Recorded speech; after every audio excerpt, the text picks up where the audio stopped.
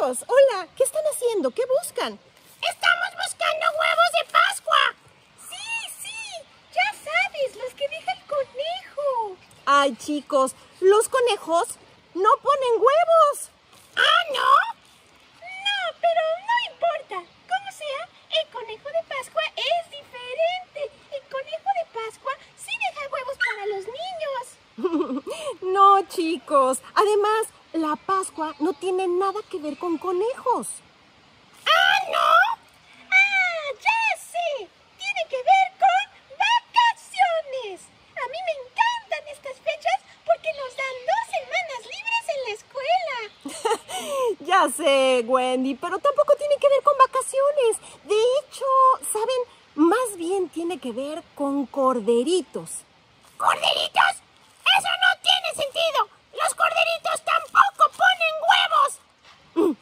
Es verdad, tampoco ponen huevos. Sin embargo, sí tiene que ver con corderitos. La Pascua tiene que ver, de hecho, con un corderito muy en particular. Les apuesto a que eso no lo sabían, ¿verdad? ¡No! Miren, chicos, ahí están los borreguitos. ¡Qué lindos!, ¿no? Pues, ¿saben? Hoy les voy a platicar acerca de la Pascua para que por fin entiendan de qué se trata eso. ¿Están listos? Sí, ¡Claro que sí!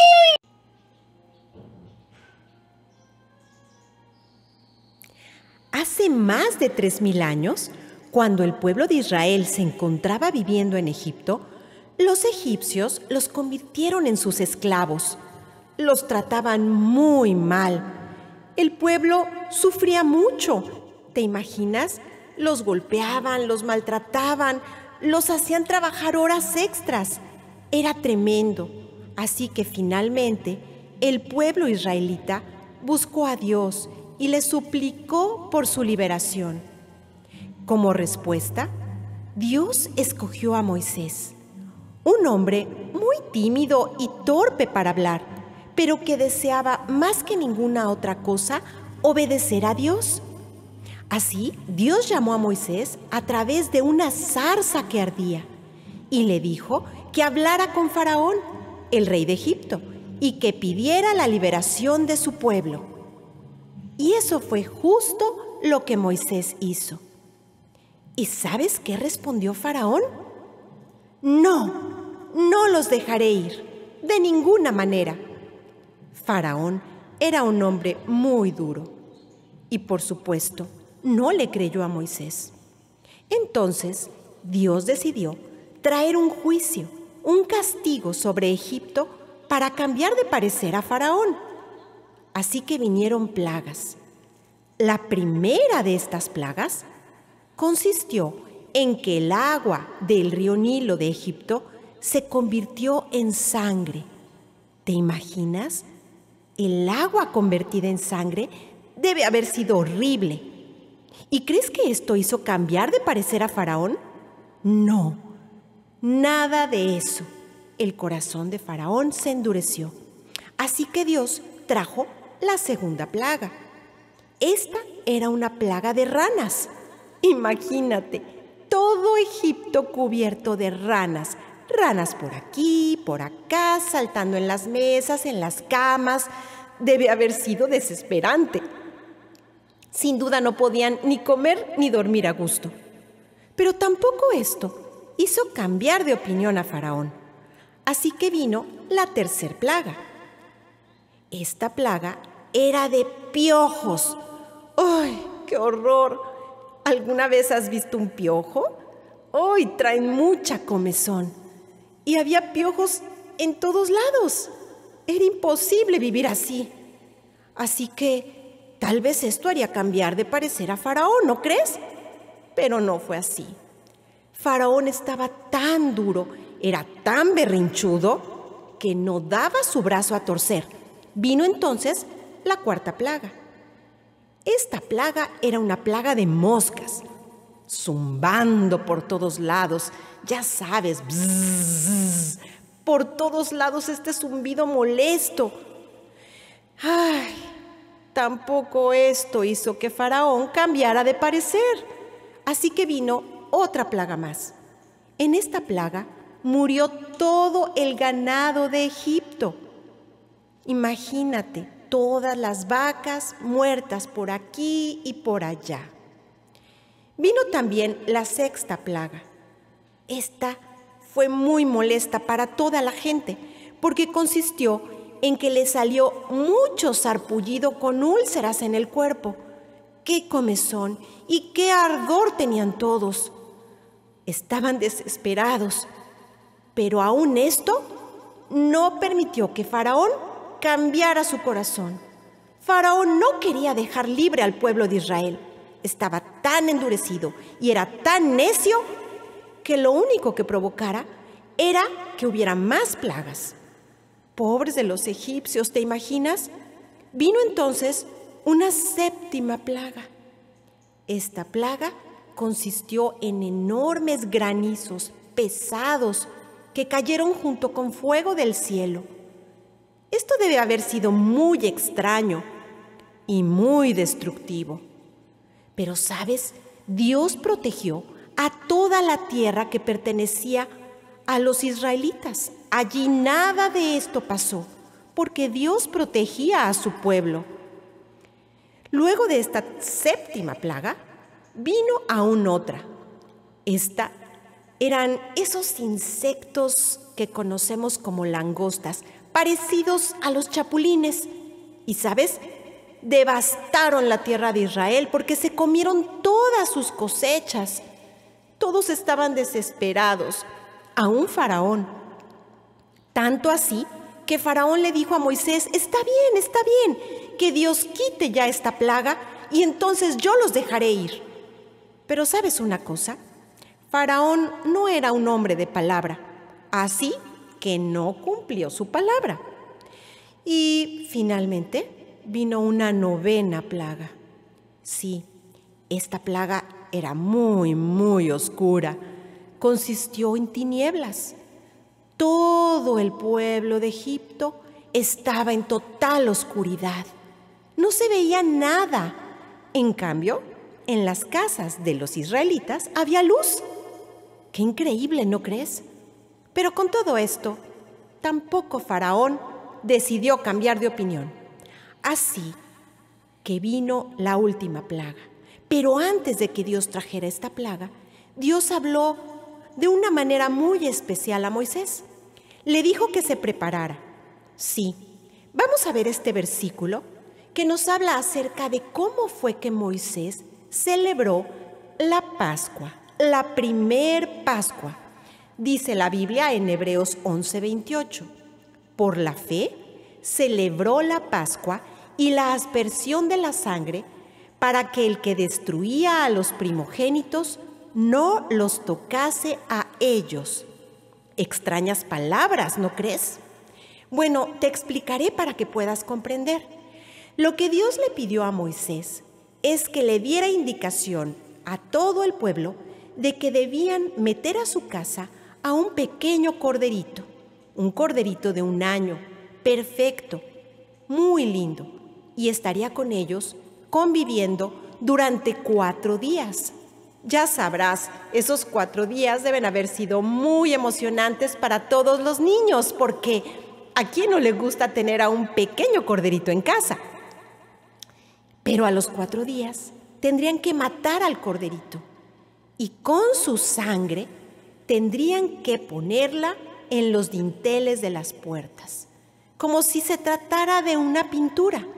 Los dinteles de sus puertas tendrían que estar manchados por esta sangre del corderito. Debe haber sido muy triste tener que matar al corderito después de esos 4 días. Pero esta era la manera en que el ángel de Dios se daría cuenta de que en esa casa la gente que estaba dentro había puesto su confianza en Dios. Esta era la manifestación de la fe, de que ellos creían en Dios y en su protección. Así que cuando pasara el ángel, no moriría nadie ahí. Veamos de nuevo el versículo. Por la fe, Moisés celebró la Pascua y la aspersión de la sangre, para que el que destruía a los primogénitos no los tocase a ellos. Mira, Cuando dice la aspersión de la sangre, se refiere justamente a que la sangre debía ser aplicada en los dinteles de las puertas. Y cuando dice que el que destruía no los tocase a ellos, se refiere a que un ángel, de parte de Dios, pasaría por la noche y en las casas donde estuviera aplicada esa sangre no pasaría nada. Pero en todas las casas en donde no estuviera esa sangre, moriría el hijo mayor. ¿Te puedes imaginar? Finalmente así ocurrió. Llegó la 10ª plaga. Esto sí fue horrible, porque al día siguiente, cuando despertaron, en todas las casas de los egipcios, el hijo mayor había muerto. Se oía un clamor, un llanto en toda la tierra de Egipto, porque todos habían perdido algún ser querido. Pero en cambio, los israelitas no tenían este problema, porque ellos habían puesto la sangre en los dinteles de sus puertas, así que nadie había muerto. ¿Sabes? Finalmente, después de esta tragedia, Faraón cambió de parecer y dejó libre al pueblo. ¡Qué felices estaban! Por fin, después de tanto tiempo, podían salir de la tierra de Egipto. ¿Y ahora qué seguía?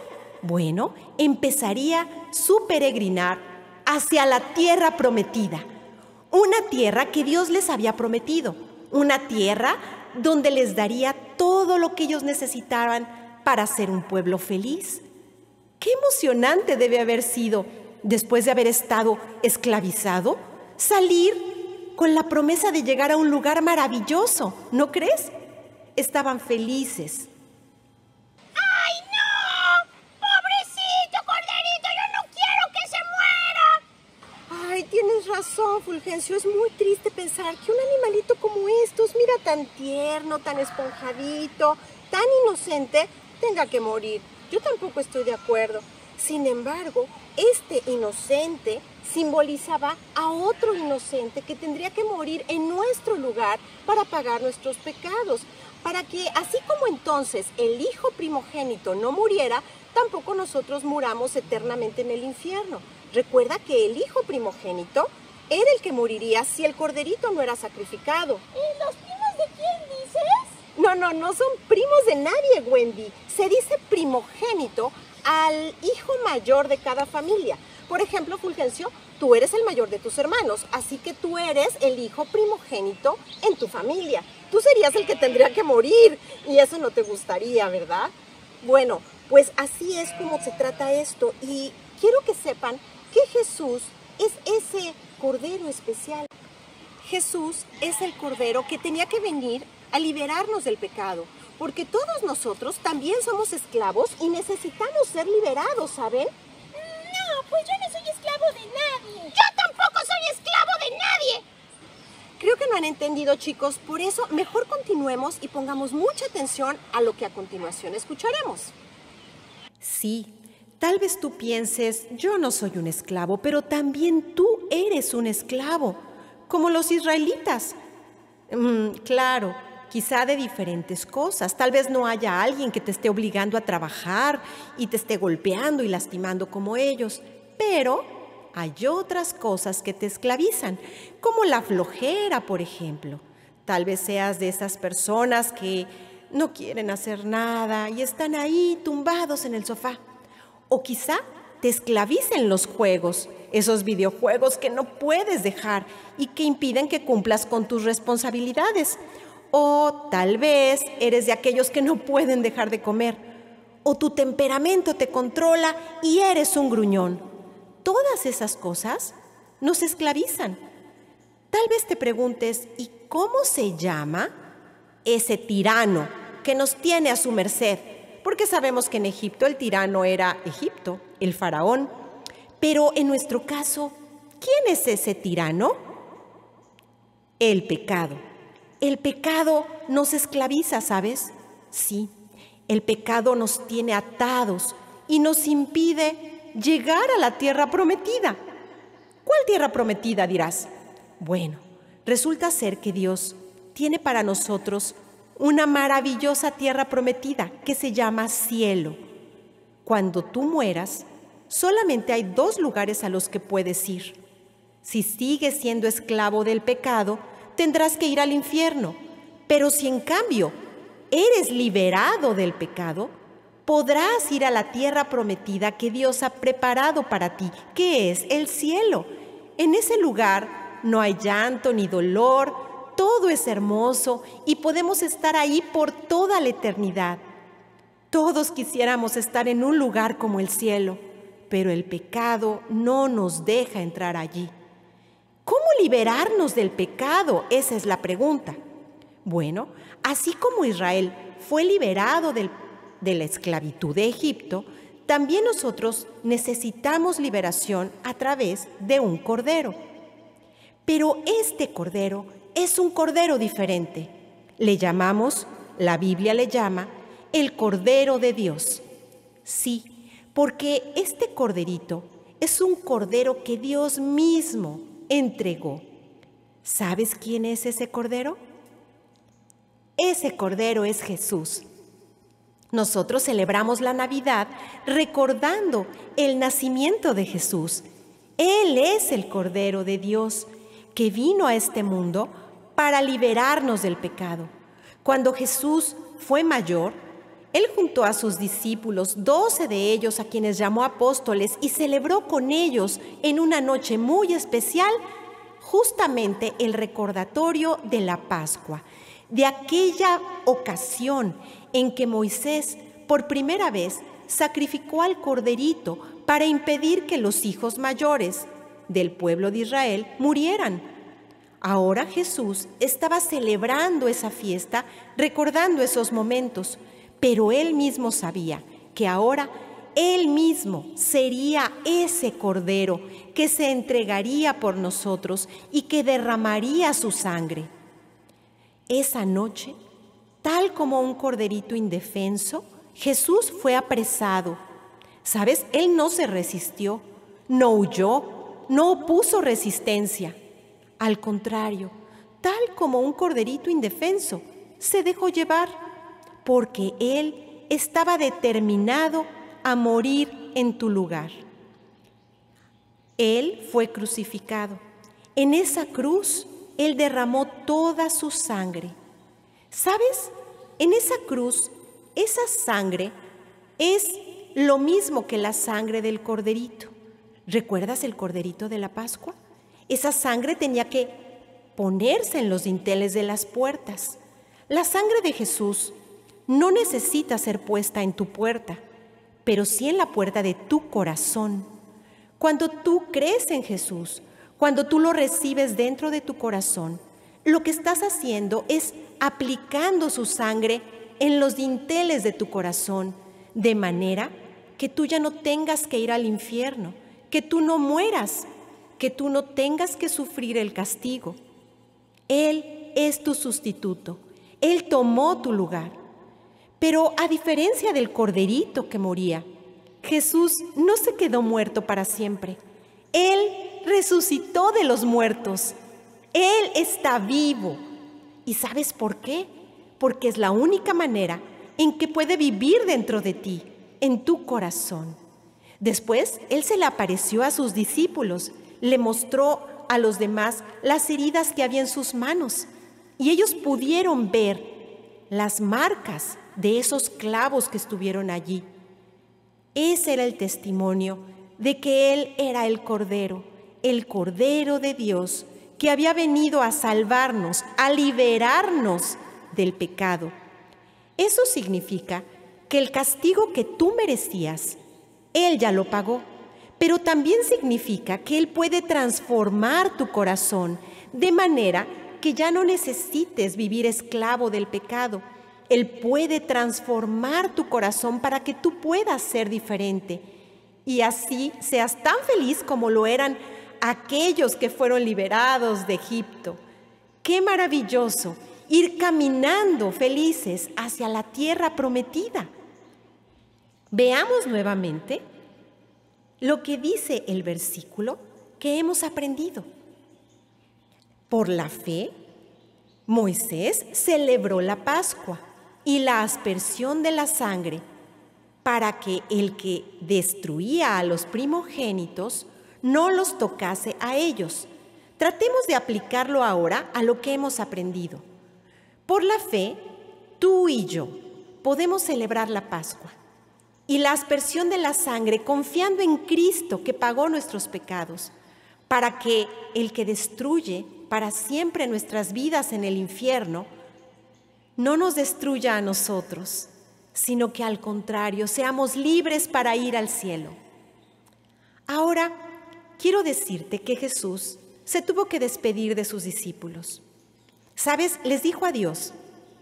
A ti y a mí nos fue a preparar un lugar en el cielo. Los discípulos estaban tristes de despedirse de él, pero Jesús tenía que preparar la tierra prometida.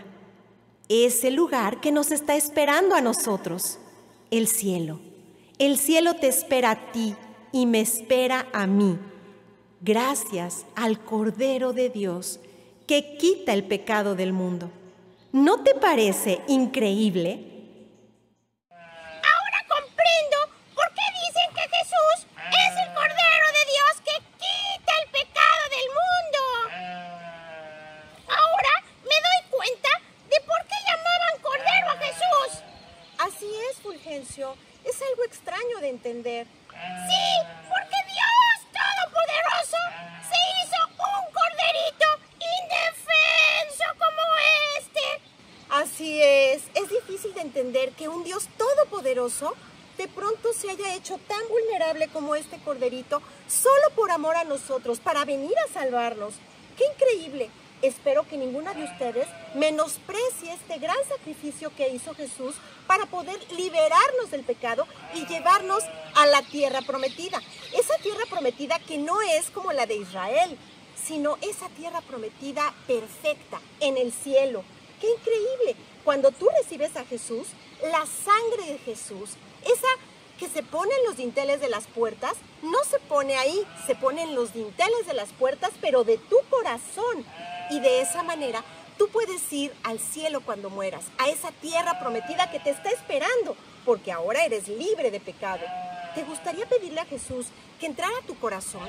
Tú que me estás oyendo, ¿no quisieras pedirle a Jesús que te salvara? Pues entonces sígueme en esta oración. Recuerda que Jesús es tu sustituto.